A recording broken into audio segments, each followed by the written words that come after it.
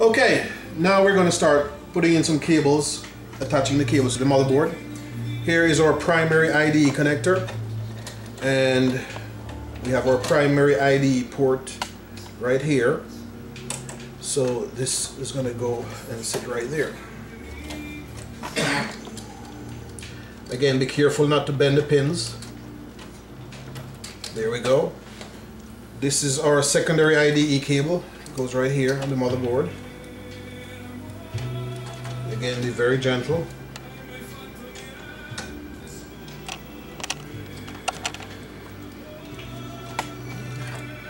That one's it. And now we'll do our IDE or floppy connector. Goes in right there. And then this is our P1 connector, supplies power to the motherboard, and that goes back here like so.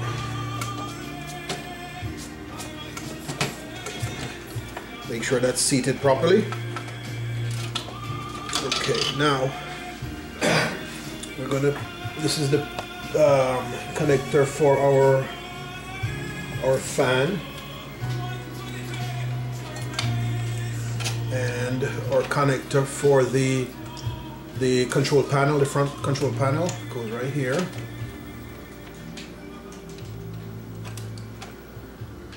And let's see, where is my plug for the